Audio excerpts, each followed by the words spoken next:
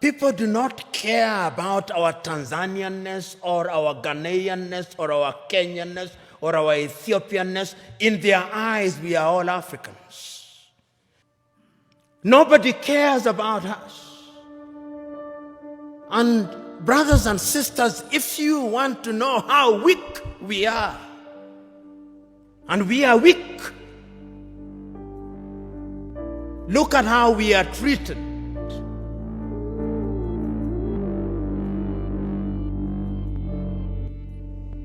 Last month,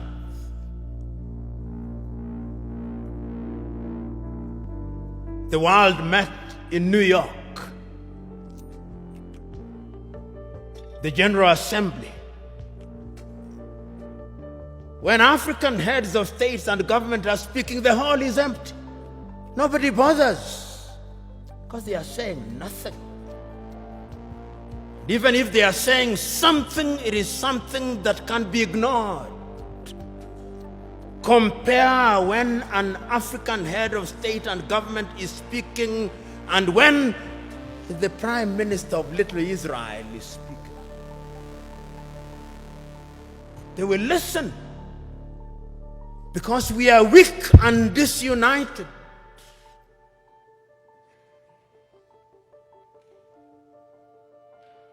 So we have a weak continent because the spirit of Pan-Africanism disappeared.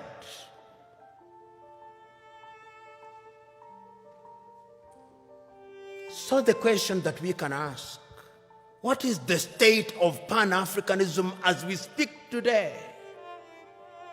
The African Union, which is weak,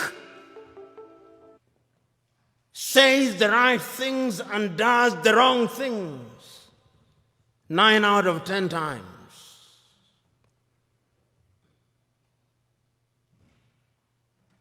And what are the critical areas in which we are weak? We are weak politically because nobody listens to us. We are not trading with one another. Intra-African trade is not anything beyond 15%, the lowest anywhere in the world. If you look at all our sectors and look at them, look at our agriculture, almost all African countries are net food importers. There is not a single African country that is in meaningful technology. Not a single African country produces a mobile phone. Yet the single most important ingredient in mobile telephony is to be found in the Democratic Republic of Congo. Not a single African country produces a car other than assembling completely knocked down kits. There is no meaningful production of pharmaceutical products in Africa. And if there was any doubt, COVID exposed it. All African countries, the 55 of them, are waiting to either receive Sinovac from China, Sputnik from Russia, AstraZeneca, Johnson or Moderna. And we don't even know what they are because our bureaus of standardization don't know. If you ask the Ethiopian Bureau of Standards what they are asking us to be injected with, they do not know. They just believe it is a vaccine because the Americans have said so or because the Chinese have said so. Africa is weak, so that even this magnificent edifice, I suspect, has not been erected by Ethiopian engineers.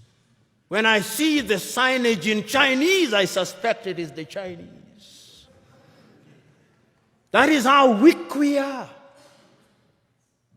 That is the reality of our mother continent. It is because we are politically weak, we are economically weak, socially we are disorganized, Culturally and spiritually, we are confused. That is the continent in which we are today. We unite or we perish. That as I travel along across the world, people do not care about our Tanzanianness or our Ghanaianness or our Kenyanness or our Ethiopianness. In their eyes, we are all Africans. And perhaps that is what we should use as the building block in order to talk about African unity. But we are not being naive about that unity. Because sometimes when we talk about Pan-Africanism and about African unity, people think we are being too simplistic about it. No, it is not being simplistic and being naive. It is recognizing that as long as we remain the way we are, then Africa in the next 25 years will be recolonized. Did you like or hate what you heard? Let us know in the comments below, and if you want more candid speeches like this, be sure to like, subscribe, and hit the notification bell to catch all our latest videos. And please feel free to leave your suggestions, news tips, or topics about Africa you'd like us to cover.